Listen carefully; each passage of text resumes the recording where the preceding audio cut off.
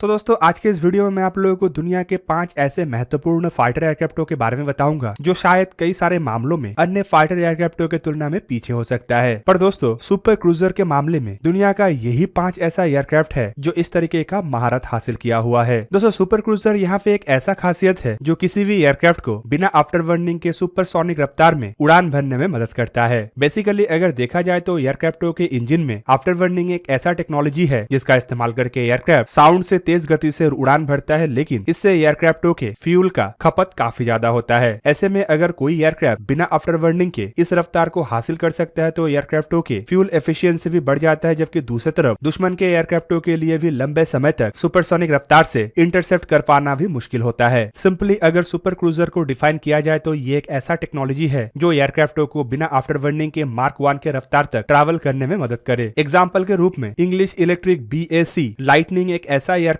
है जिसमें after burning का इस्तेमाल नहीं हुआ था, लेकिन ये बिना आफ्टर बर्निंग का ही सुपरसोनिक रफ्तार से ट्रैवल कर सकता था। इसीलिए इंग्लिश इलेक्ट्रिक एयरक्राफ्टों को एक ट्रू सुपर क्रूजर एयरक्राफ्ट कहा जाता है। वैसे अगर देखा जाए तो 4th जनरेशन के कई सारे फाइटर एयरक्राफ्टों में सुपर क्रूजर होने का दावा तो किया जाता है, लेकिन इसमें भी कई हद तक लिमिटेशन है। इन एयरक्राफ्टों में बेसिकली सुपर क्रूजर करने का एबिलिटी तभी होता है जब एयरक्राफ्ट हाई ऑल्टीट्यूड में हो और क्लीन कंडीशन में फ्लाई कर रहा हो। मतलब लड़ाई जैसे सिचुएशन में ये इतना हद तक कारगर नहीं होगा। इवन दोस्तों सुपर क्रूजर का अगर बेनिफिट को देखा जाए तो कई हद तक फ्यूल एफिशिएंसी इसका प्रमुख बेनिफिट है। दुनिया में जितना भी फाइटर एयरक्राफ्ट फिलहाल ऑपरेशनल है, इनमें से ज्यादातर एयरक्राफ्ट ऐसा है कि जो सुपरसोनिक रफ्तार से ट्रैवल कर सकता है। पर दोस्तों ये सिर्फ तभी पॉसिबल होता है जब आफ्टर बर्निंग का इस्तेमाल किया जाए। पर दोस्तों इससे एयरक्राफ्टों में 4 से 7 गुना तक फ्यूल का खपत हो सकता है। मतलब अगर किसी एयरक्राफ्ट के पास सुपर क्रूजर का एबिलिटी है तो वो 4 से 7 गुना फ्यूल को बचा सकता है। दोस्तों अब चलिए उन 5 एयरक्राफ्टों के बारे में जानते हैं जो सुपर क्रूजर के एबिलिटी के साथ ऑपरेशनल है। इस लिस्ट में सबसे पहले नंबर पे नाम आता है अमेरिका का F-22 रैप्टर का। दोस्तों F-22 रैप्टर दुनिया का एकमात्र ऐसा 5th generation operational fighter aircraft है जिसके पास सुपर क्रूजर एबिलिटी है। F-22 रैप्टर एयरक्राफ्टों को इवन दुनिया का एकमात्र 5th जनरेशन के इंजन के साथ लैस फाइटर एयरक्राफ्ट भी कहा जाता है। दोस्तों कई बार परीक्षण में यह भी जांचा गया है कि F-22 रैप्टर बिना आफ्टर बर्निंग का इस्तेमाल करते हुए करीबन मार्क 1.8 के रफ्तार तक ट्रैवल कर सकता है, जो करीब करीब ध्वनि के रफ्तार के 2 गुना के आसपास है। इवन आफ्टर बर्निंग के साथ ये एयरक्राफ्ट मार्क 2.25 के रफ्तार तक ट्रैवल कर सकता है। F-22 एयरक्राफ्टों में प्रीटी विटनी के द्वारा निर्मित F119 PW100 इंजन का इस्तेमाल किया गया है, जिसका थ्रस्ट कैपेबिलिटी करीबन 35,000 पाउंड फोर्स है। और दोस्तों इन एयरक्राफ्टों को अगर अमेरिकी एयरफोर्स के ऐसे ही हैवी वेट के एयरक्राफ्टों के साथ कंपेयर किया जाए तो आपको पता चलेगा कि F-15 जैसे फाइटर एयरक्राफ्टों में इस्तेमाल होने वाले इंजन का थ्रस्ट प्रोड्यूसिंग कैपेबिलिटी करीबन 25,000 से लेकर 29,000 पाउंड फोर्स तक है। मतलब ये एयरक्राफ्ट कम फ्यूल के खपत से इतना ज्यादा थ्रस्ट प्रोड्यूस कर सकता है कि ये कई सारे 4th जनरेशन के ऐसे फाइटर एयरक्राफ्ट है जिनका आफ्टर बर्निंग के सहारे प्रोड्यूस किया हुआ रफ्तार के भी अधिक रफ्तार में बिना आफ्टर बर्निंग का ही ट्रैवल कर सकता है। दोस्तों लिस्ट का जो दूसरा फाइटर एयरक्राफ्ट है वो है डैसॉल्ट एविएशन के राफेल एयरक्राफ्ट। 4th जनरेशन के सबसे आधुनिकतम एयरक्राफ्टों में से एक है डैसॉल्ट एविएशन के राफेल एयरक्राफ्ट। और दोस्तों इन एयरक्राफ्टों को ऐसे ही आधुनिक नहीं कहा जाता है, बल्कि इसके पास ऐसे कई सारे फीचर्स है जिसे आप 5th जनरेशन के फाइटर एयरक्राफ्टों के साथ भी कंपेयर कर सकते हैं, खास करके ये सुपर क्रूजर फैसिलिटी। दोस्तों राफेल एयरक्राफ्टों में फ्रेंच सैफरन कंपनी के द्वारा निर्मित स्निग्मा M88-4E इंजनों का इस्तेमाल किया जाता है। और दोस्तों ऐसे हर एक इंजन करीबन 80 से 90 किलोन्यूटन तक थ्रस्ट जनरेट करने का क्षमता रखता है। इवन दोस्तों रिपोर्टों के मुताबिक राफेल एयरक्राफ्ट करीबन मार्क 1.4 के रफ्तार से सुपर क्रूजर कर सकता है, जबकि कई जगहों में यह भी बताया जाता है कि इसका जो इंजन है इसके सहारे 4 मिसाइल और एक ड्रॉप टैंक को कैरी करते हुए ये एयरक्राफ्ट आसानी से सुपर क्रूजर तक जा सकता है। राफेल एयरक्राफ्टों के जो सबसे भारी वर्जन मतलब राफेल M है, उनके द्वारा हाल ही में एक डेमोन्स्ट्रेशन में प्रूव किया गया था कि ये एयरक्राफ्ट कितना कैरिंग कैपेसिटी के साथ सुपर क्रूज कर सकता है, जिस दरमियान पता चला था कि कम से कम 4 माइका जैसे मिसाइल और 1250 लीटर का एक फ्यूल टैंक के सहारे उड़ान भरने के बाद ये ऐसे कारनामा कर सकता है। दोस्तों इस लिस्ट में तीसरा नाम और एक यूरोप के फाइटर एयरक्राफ्ट का है जिसे हम यूरोफाइटर टाइफून के नाम से जानते हैं। दोस्तों ये भी medium multi role combat aircraft के टेंडर में राफेल के बाद दूसरे दर्जे पे था। मतलब अगर भारत द्वारा राफेल एयरक्राफ्टों को ना चुना जाता तो संभावित भारत द्वारा यूरोफाइटर टाइफून को परचेज किया जाता। यूरोफाइटर टाइफून को इवन यूरोप के सबसे आधुनिकतम फाइटर एयरक्राफ्टों में से एक माना जाता है। और दोस्तों कई जगहों में तो इन एयरक्राफ्टों को लेकर यह भी कहा जाता है कि F-22 जैसे बेहतरीन फाइटर एयरक्राफ्टों के समान दर्जे के फाइटर एयरक्राफ्ट डेवलपमेंट के प्रोसेस में ही यूरोपियन देशों के द्वारा यूरोफाइटर टाइफून का निर्माण किया गया है, जबकि अगर स्टेल्थ फीचर को काउंट ना किया जाए तो यूरोफाइटर टाइफून को यूरोप के F-22 भी कहा जा सकता है। दोस्तों Eurofighter typhoon typhoon after burning के सहारे करीबन मार्क 2 के रफ्तार से ट्रैवल कर सकता है, जबकि कई बार परीक्षण में देखा गया है कि इन एयरक्राफ्टों के पास मार्क 1.2 के रफ्तार से सुपर क्रूज करने का क्षमता है। यूरोफाइटर टाइफून में बेसिकली यूरोजेट EJ 200 इंजनों का इस्तेमाल किया गया है, जो कि एक बेहतरीन दर्जे के जेट इंजन है। दोस्तों यूरोफाइटर टाइफून के इन इंजनों के थ्रस्ट कैपेबिलिटी करीबन 20,000 पाउंड फोर्स के आसपास है और इन इंजनों के सहारे करीबन 4 एमरैम और 2 एसरैम मिसाइलों को कैरी करके ये एयरक्राफ्ट सुपर क्रूज कर सकता है। स्वीडिश एयरफोर्स की तरफ से 2008-9 के दरमियान एयरक्राफ्टों को लेके कई सारे परीक्षण किया गया, जहां पे परीक्षण के बाद ये भी दावा किया गया कि इसका जो सुपर क्रूजर रफ्तार है ये मार्क 1.2 नहीं बल्कि मार्क 1.2 से लेके मार्क 1.5 के दरमियान में है। दोस्तों लिस्ट में जो नेक्स्ट एयरक्राफ्ट है वो असल में रशिया के सबसे ताकतवर 4th जनरेशन के फाइटर एयरक्राफ्ट है, मतलब सुखोई Su-35। दोस्तों सुखोई 27 से डिराइव करके बनाया हुआ ये एयरक्राफ्ट रशिया के heavy weight twin engine multi role air superiority fighter aircraft है, जिन एयरक्राफ्टों को लेकर रशिया का ये भी मानना है कि ये एयरक्राफ्ट अमेरिका के 5th जनरेशन के फाइटर एयरक्राफ्टों को भी चैलेंज कर सकते हैं। सुपर मैन्यूवरेबिलिटी और थ्रस्ट वेक्टरिंग इंजन के बदौलत इन एयरक्राफ्टों को बेहतरीन डॉग फाइटिंग एयरक्राफ्ट भी माना जाता है, लेकिन सुपर क्रूजर एक ऐसा एबिलिटी है जो इन एयरक्राफ्टों को अन्य 4th जनरेशन के एयरक्राफ्टों के तुलना में काफी ताकतवर बनाता है। जबकि कई जगहों में यह भी बताया जाता है कि सुखोई Su-35 असल में लिमिटेड कंडीशन के साथ ही सुपर क्रूज कर सकता है और उसका सुपर क्रूज का रफ्तार भी साउंड के रफ्तार से सिर्फ थोड़ा ज्यादा है। मतलब एक्सपर्टों का मानना है कि रशिया का ये फाइटर एयरक्राफ्ट मिड ऑल्टीट्यूड में मार्क 1.1 के रफ्तार में ही सुपर क्रूज कर सकता है, जो कि लिमिटेड है और ऐसा क्षमता कई सारे अन्य फाइटर एयरक्राफ्टों में भी है। जबकि इस लिस्ट में जितने भी फाइटर एयरक्राफ्टों का बारे में मैं आपको बता चुका हूँ वो सब ऐसा फाइटर एयरक्राफ्ट है जो हर एक ऑल्टीट्यूड में सुपर क्रूज कर सकता है। रशिया के इन फाइटर एयरक्राफ्टों में रशिया द्वारा निर्मित सैटर्न AL-41 F1S इंजनों का इस्तेमाल किया गया है, जिसके थ्रस्ट कैपेबिलिटी को लेकर कहा जाता है कि कम से कम हर एक engine 32,000 pound force thrust generate कर सकता है। आफ्टर बर्निंग के सहारे ये एयरक्राफ्ट मार्क 2.25 के रफ्तार में भी ट्रैवल कर सकता है, जबकि लो ऑल्टीट्यूड में आफ्टर बर्निंग के सहारे एयरक्राफ्ट करीबन मार्क 1.13 के रफ्तार से भी ट्रैवल कर सकता है। कुछ रशियन एक्सपर्टों का यह भी कहना है कि सुपर क्रूजर के सहारे एक सुखोई 35 एयरक्राफ्ट करीबन 30 से 40% अपने फ्यूल कंजम्पशन को घटा सकता है और अपने रेंज को 30 से 40% बढ़ा सकता है। दूसरी तरफ इन एयरक्राफ्टों के सुपर क्रूजर कैपेबिलिटी को लेके इसीलिए भी संदेह है क्योंकि रशिया द्वारा डेवलप किया हुआ 5th जनरेशन के फाइटर एयरक्राफ्टों में अब तक ये कैपेबिलिटी नहीं है। दूसरी तरफ रशिया की तरफ से यह भी कहा जा रहा है कि सुखोई Su-57 में भी इन कैपेबिलिटी को जोड़ने के लिए रशिया की तरफ से एक नया इंजन का डेवलपमेंट किया जा रहा है, जो बेसिकली एक ट्रू 5th जनरेशन का इंजन होगा और सुखोई 57 के सेकंड बैच प्रोडक्शन में इन इंजनों के साथ ही एयरक्राफ्टों को प्रोड्यूस किया जाएगा। दोस्तों इवन आपके जानकारी के लिए बता दूं कि भारत द्वारा जब सुखोई 57 के प्रोजेक्ट FGFS से अपने आप को बाहर निकाला गया था, तब भी भारत की तरफ से दावा किया गया था कि रशिया की तरफ से एक ऐसे इंजन का डेवलपमेंट किया जाए जो ट्रू 5th जनरेशन होने के साथ साथ सुपर क्रूजर के एबिलिटी रखे। दोस्तों अब चलिए इस लिस्ट के सबसे आखिरी एयरक्राफ्ट के बारे में जानते हैं, जिसे सुन के आप लोग हैरान हो जाएंगे। दोस्तों ये दुनिया का एकमात्र ऐसा operational single engine fighter aircraft है जो सुपर क्रूजर से लैस है। दोस्तों ये एयरक्राफ्ट यूरोप के देश स्वीडन की तरफ से बनाया हुआ